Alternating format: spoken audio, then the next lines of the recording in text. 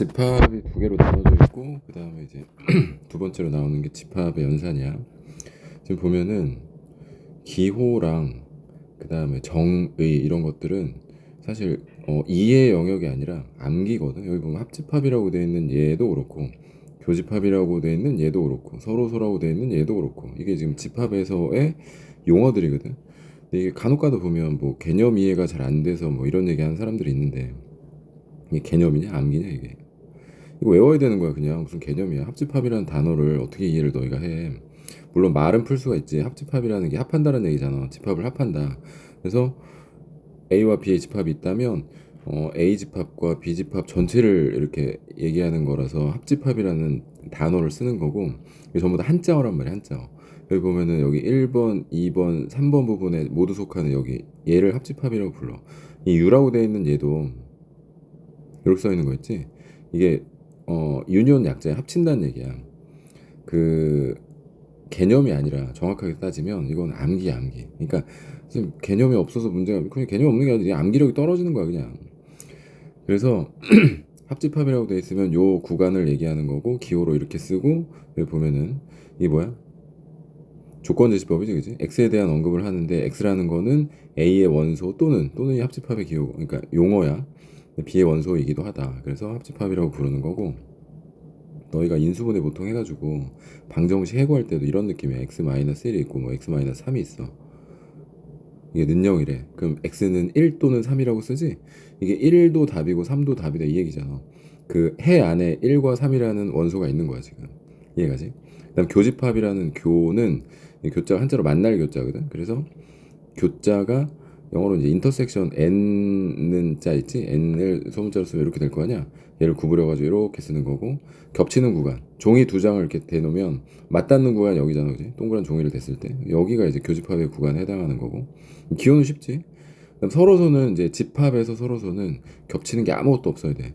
자연수의 서로소랑 개념이 다르다. 자연수는 약수가 1분인 관계고 집합에서 서로소는 교집합이 없는 상태, 완전히 떨어져 있다. 뭐 이런 거야.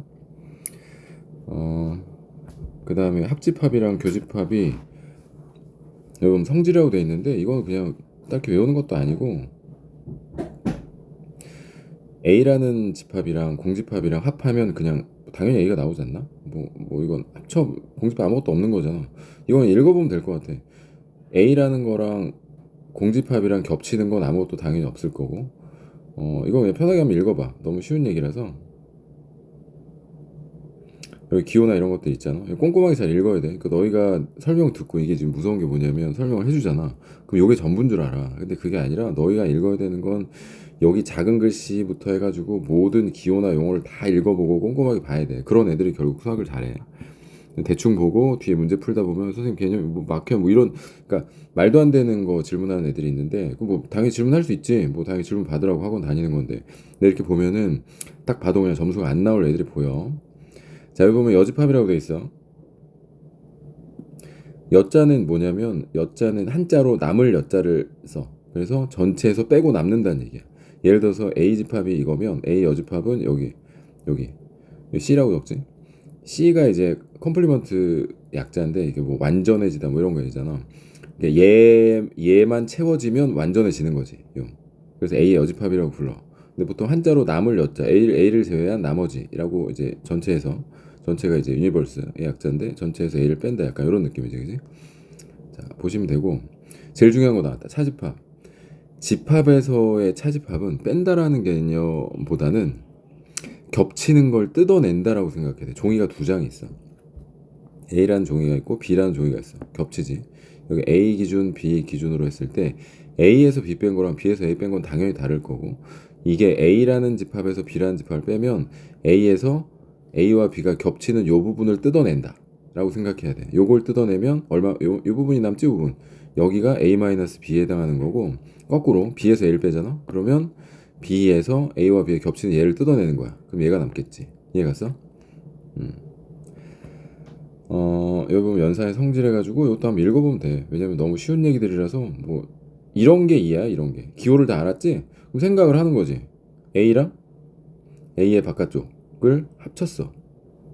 뭐 헷갈리면 이렇게 제일 좋은 건 이거지. 전체가 있고 A가 있고 A 동그라미 A로 쓰고 A 여기가 1번, 2번, 이 9가 이렇게 나눠져 있다고 치면 대입해보는 거야. A가 몇 번이야? 2번이지. A 여집합은 뭐야? 1번이지. 두 개 합했어. 1, 2번이니까 전체. 이런 식으로 생각한다고. 보통은 이렇게 두지. 내가 제일 많이 하는 게 이걸 거야. 1 문제 풀 때 3, 4 이렇게 번호를 붙여. 각 영역에 번호를 붙여놓고 여기서부터 따지는 거야. 그냥 뭐 전체의 여집합이다. 그러면 전체에서 여집합이니까 빼면 아무것도 없으니까 공집합일 거고, A의 여집합이다. 그럼 3, 4번이고 B의 여집합이면 1, 4번이고 A와 B의 합집합의 여집합이면 4번만 남을 거고, 이런 식으로 번호를 붙이는 게 제일 깔끔하고 문제 풀기도 쉬워. 증명하기도 편하고. 문제를 그냥 바로 볼게. 쉬운 얘기라서. 합집합과 교집합과 뭐 이런 내용들이 나오는데, 여기 보면 원소를 그냥 써주는 게 좋을 것 같아. 이게 정수라고 나왔으니까 뭐가 돼? 5, 6, 7, 8이지. 그 다음에 여기 보면 12의 양이 약수라고 돼 있잖아, 그지? 12의 약수 1, 2, 3, 4, 6, 11 이렇게 원소를 써놓고 생각을 해. 이거는 B와 C의 합집합을 먼저 구해. B, C 합집합이면 다 쓰는 거야. 1, 2, 3, 4, 5, 6, 7, 8, 12까지 다 쓰면 되고, 걔랑 A랑 겹치는 걸 찾으래. 방금 얘기한 거랑 얘랑 겹치는 걸 찾으면 3, 5, 3 겹치나? 오케이. 5도 겹치고 7 다 겹치네? 3, 5, 7이 모두 겹치나 보다, 그지? 그래서 원소를 이렇게 써주면 돼. 여기다가 얘 마찬가지 A와 B의 교집합을 먼저 찾고 C랑 이제 합쳐주면 되는 거지. 이건 뭐 간단하니까 당연히 할 수 있고, 서로 뭐라 그랬지 아까? 서로 A와 B가 겹치는 게 전혀 없는 상태를 서로라고 부르지. 그래서 A가 이렇고 B가 이런데, B의 원소는 뭐가 돼? 이거 인수분해하면 X는 1 또는 마이너스 1 나오지, 그치? A는 1만 나오지? 그러면 서로가 아닌 거지. 겹치는 게 있으니까. 이런 식으로 원소를 찾으면 겹치는 게 있는 게 나온다고. 겹치는 게 없는 게 나온다고. 없는 게. 밑에 것도 이것도 벤 다이어그램 이용하는 게 가장 좋아. 여기 보면은 전체가 12의 양의 약수잖아. 그 중에서 X는 짝수래. A 집합에 들어가는 애는 짝수야. B 집합에 들어가는 건 3의 배수야. 그럼 겹치는 걸 먼저 써야지. 지금 짝수면서 3의 배수인 거, 겹치는 거 6이 있고 12가 있지.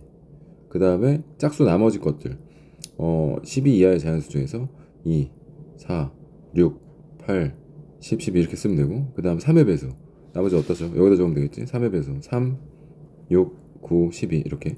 그러면은 여기에 해당되지 않은 건 바깥쪽에 써줘야 돼. 여기다 원소를 써주면 되고, 자 1, 2 있지? 3, 4, 5, 6, 7, 그다음 8, 9, 10, 11 이런 식으로 써주면 돼. 그래서 이 안에서 합집합의 바깥쪽이 무엇인가? 합집합이 요만큼 바깥쪽이 1, 5, 7, 11이지, 그치? 그 다음 이건 겹치는 거의 바깥쪽이 무엇인가? 겹치는 게 6과 12가 겹치지? 바깥쪽에 있는 거 다 써주면 되고, 중요하다 그랬어 이거 차집합. 참고로 A-B라는 게 A에서 겹치는 걸 뜯어내는 건데, 이걸 이렇게 생각하는 게 좋아. A 교집합 B 연산 기호를 쓰면 이렇게 돼. 연산 기호를 쓰면 A 교집합 B 여집합. 그러니까 빼기를 교집합의 여집합으로 바꿀 수가 있어. 그럼 얘 같은 경우는 물론 당연히 그냥 생각하는 방법으로 A의 바깥쪽에 있는 원소를 따올려서 3, 9, 1, 5, 7, 11에서 B와 겹치는 걸 빼줘도 괜찮지만, 이렇게 생각할 수도 있지. A의 바깥쪽에 교집합의 B의 바깥쪽. 다시 한번 할게. A-B가 뭐라고? A 교집합의 오른쪽에 있는 거 여집합이야. 그러니까 빼기라는 게 교집합의 여집합으로 바꾸는 거니까 얘를 이렇게 바꿀 수가 있고, A 바깥쪽, B의 바깥쪽. 저 뒤에 나올 내용인데 이거는 A와 B의 합집합의 바깥쪽이랑 똑같아. 그래서 A와 B의 합집합의 바깥쪽이 1, 5, 7, 11 이렇게 나온다고. 이해갔어? 그 다음에 마지막 4번도 이 빼기를 B의 여집합, 교집합, A의 여집합이 또 여집합 이렇게 쓸 수 있고, 그럼 A의 여집합이 두 개니까 그냥 A로 바뀐단 말이에요. 이렇게. 그럼 요거는 이제 방금 전에 봤지만 A와 B를, 그러니까 순서를 바꾸면 A 교집합 B 여집합이 돼. 그래서 A-B가 답인 거지. A-B 아까 나왔던 거랑 답이 똑같을 거야 분명히. 자, 지우고 지금 요 내용도 벤 다이어그램 그려서, 그러니까 필수예제 4번 내가 딱히 설명을 안 하려고 해. 이거 너희가 충분히 할 수 있거든.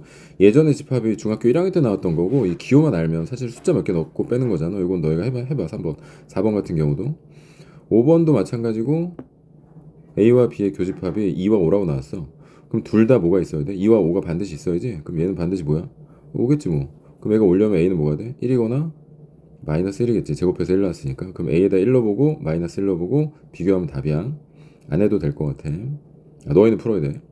그 다음에 자, 항상 옳은 걸 찾으라는 이런 집합의 성질에 대한 문제는 전체를 하나 그리고 A를 하나 그리고 아까 한 것처럼 B를 하나 그려서 번호를 붙여. 1, 2, 3, 4. 그래서 여기 넣어봐 그냥.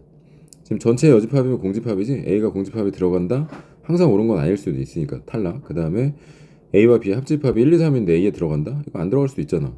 이건 언제나 들어가지. A와 B의 교집합이 2번이지, 그지? 2번. 2번이 B에 속해 있지. B가 2, 3번이니까. 3번이 답인 거고. B가 A에 반드시 들어가는 거. 이때 이럴 때 항상 옳은 거. 그럼 B를 A 안으로 집어넣어. 이렇게 B를 A 안으로 집어넣어. 전체를 이렇게 기준으로 1, 2, 3 이렇게 써. 그러면은 B가 3번이고 A가 뭐 2, 3번이지, 그치? 여기에 맞는 해당하는 번호를 적으면 답이야.